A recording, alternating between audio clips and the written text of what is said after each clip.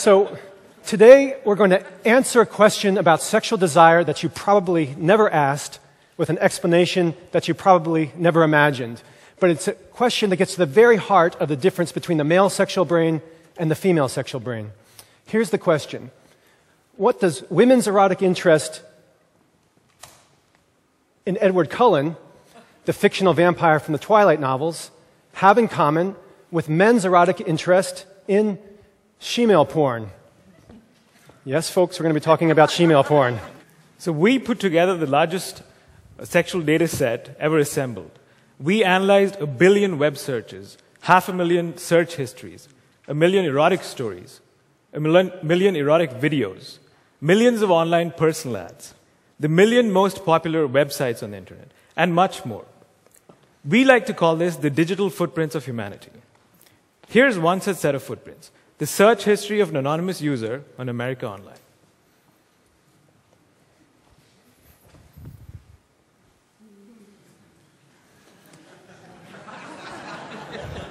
So, for our research, we combined this massive, untapped set of online sexual data with neuroscience, animal studies, psychology research to come up with a new and comprehensive understanding of sexual desire, and in particular, an explanation of why men and women like the things they do. And men and women certainly like a tremendous diversity of things. So I'm going to show you a list of searches made during a single hour on a search engine from our online data set, made by different people. And as you can see, it's extremely diverse. In fact, our natural reaction when confronted with such sexual diversity is to think, how can there possibly be a simple explanation for this? Surely most of this must be due to the vagaries of culture. There can't be some simple biological explanation.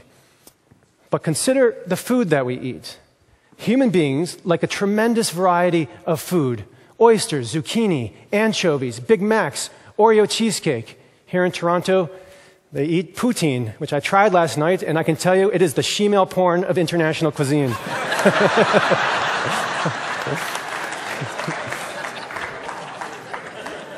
So, yet all of the diversity of the food that we eat can be reduced to 5 universal taste cues: sweet, salty, sour, savory, and bitter. All of the food that we eat is made up of different combinations of these taste cues.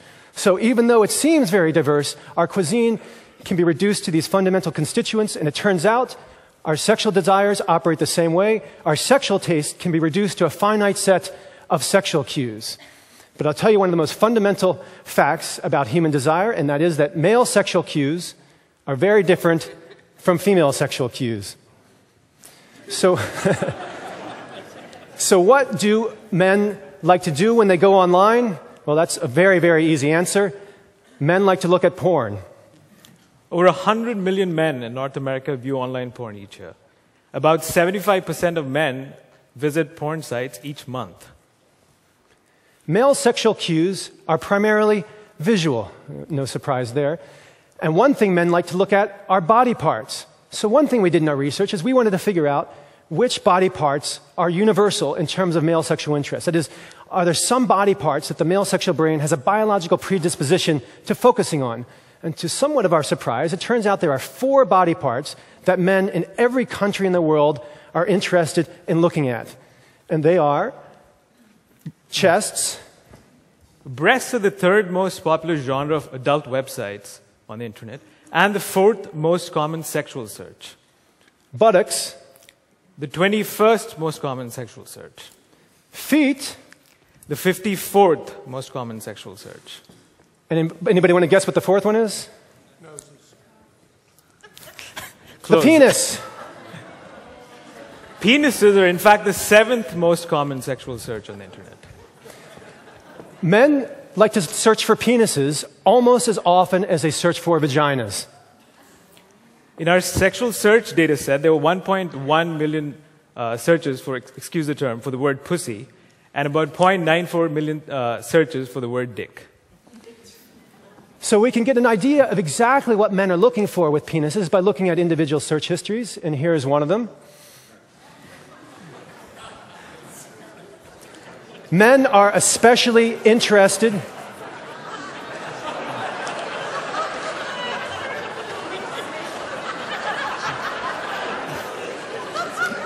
Men are especially interested in looking at large penises. Of the 42,000 most popular adult websites on the internet, there are 1,072 devoted to large penises and 3 to small ones. So why are men so interested in looking at penises? Well, there's a few explanations. I'm going to talk about 2 of the most plausible biological explanations. First, it may be due to the evolutionary heritage from our primate ancestors. Across primates, the penis is a prominent and versatile social tool. Males use the penis to indicate aggression, to mark territory, to indicate dominance, to indicate sexual interests. Male monkeys and male apes monitor other males' penises as a valuable source of social information. But there's another reason that biologists call sperm competition adaptation. Sperm competition adaptation. This is found all across the animal kingdom, especially among mammals. And it exists because when a male sees another male copulating with a female, if the first male wants a chance to out-reproduce the other male, to impregnate that female, he needs to have more sexual arousal and pursue her with greater sexual vigor than the second male. So, for example, there's a physical example of a sperm competition adaptation in the chimpanzee. The chimpanzee has enormous testicles, and that's because male chimpanzees are very promiscuous, and if they want to have a chance of outcompeting other males who have just had sex with a female chimp, they need to produce copious amounts of sperm to blast out the first male's sperm. It gives a new meaning to the term sloppy seconds. Another example of a physical sperm adaptation is found in the human male, the shape of the penis. The human penis is shaped like a shovel. It's designed to shovel out other men's sperm. This is in fact why men go flaccid after they ejaculate, is to prevent them from inadvertently shoveling out their own sperm. So these are 2 plausible biological explanations. Biologists, of course, have suggested that the site of an erect, large penis in the proximity of a female is most likely a sperm competition cue that triggers arousal. There's actually a number of sperm competition cues that trigger arousal, but it's believed that this is most likely a very strong reason. There's even been studies where they presented men with visuals of penises, and they were more aroused by the sight of a large penis when there was a female around it. So again, suggesting that it's a sperm competition cue. Well, one thing's very clear from our data, and that is men are far, far more interested in looking at penises than women are. We also analyzed the content of 10,000 digitized romance novels, including many erotic novels, and we compiled a list of the 100 most common words, the most frequent words, used to describe the hero's physical attributes. The penis is not on this list. So women are not very interested in looking at pornography. Well, about 1 in 3 women, a minority, do watch online porn. The vast majority of Playgirl magazine's 400,000 subscribers are actually gay men. Female sexual cues are primarily psychological. That's why women prefer stories. In fact, the most popular erotic artifact for women in the world is the romance novel. Over 68 million women in North America purchase romance novels each year. But on the internet, there's been an explosion of another kind of female story, of females literature, and that's called fan fiction. Fan fiction are amateur stories written about popular characters from TV shows and movies and books. For example, some of the most popular fan fiction is Harry Potter, Buffy the Vampire Slayer, Lord of the Rings, and Twilight. And one very common kind of fan fiction story from Twilight are stories about Edward Cullen, the vampire, and Jacob Black, the werewolf, falling in love and having sex, a very typical kind of fan fiction story. The single most popular erotic website on the internet for women is fanfiction.net. It receives about 600,000 visitors a day and has more than 2 million stories, fanfiction stories. The most popular erotic novel for women in the past decade, which is currently right now burning up the bestseller charts, is 50 Shades of Grey, which started out as Twilight fan fiction. So we analyzed a huge body of women's erotic stories and romantic stories to try to discern what are the cues, the universal cues that seem to arouse women in every country in the world. And I'm going to talk about 4 of them. Our first question was, what kind of men are women interested in? The psychologists Marianne Fisher and Tammy Meredith analyzed the titles of 15,000 romance novels and compiled a list of the most frequent professions of the heroes. Here's the top 10 most common hero professions. You'll be hard-pressed to find a romance hero who's a plumber, an accountant, an insurance salesman. But this is only half the story. Women want their men to be like coconuts, hard and tough on the outside, but soft and sweet on the inside. The vast majority of romance heroes have a tormented past, or are fighting inner demons, or have a dark history, and it's up to the heroine to help the alpha male hero get in touch with his emotional side and heal his emotions, and eventually declare his love for the heroine. This is the predominant narrative that we find across all romance and erotic stories for women. An alpha male hero who gradually gets in touch with his emotional side and declares his undying love for the heroine. Another kind of female psychological cue are contextual cues, and one in particular is the popularity cue.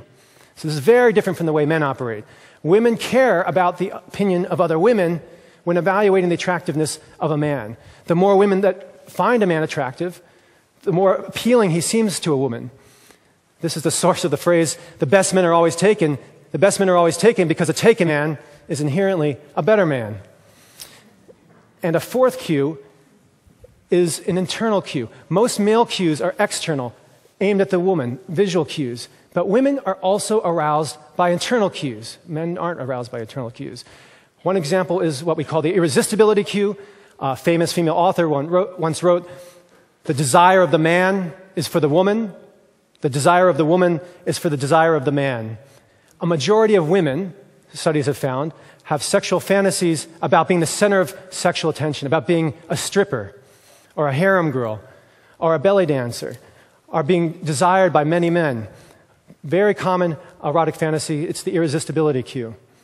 So we've reviewed 4 psychological cues of women, 4 visual cues of men, and the range of these psychological and visual cues forms the basis for all of our sexual desire.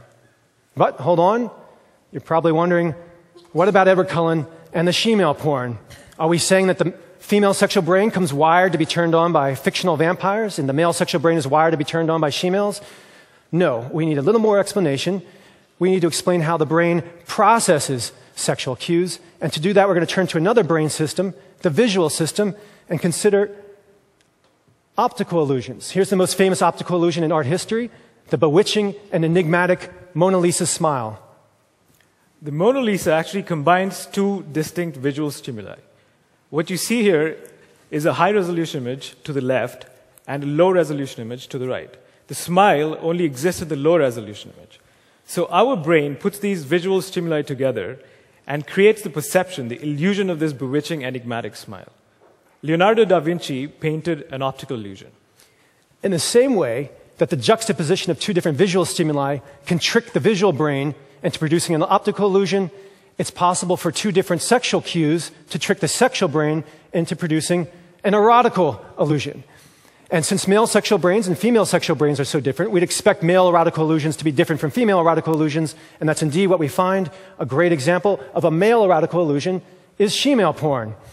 Now, you might be surprised to hear that she-male porn is actually one of the most popular genres of pornography all across the planet, one of the top 10 most popular genres of porn for heterosexual men. Heterosexual men form the main audience for she-male porn, and we can look at different examples of she-male porn to get a sense of what men find attractive about this.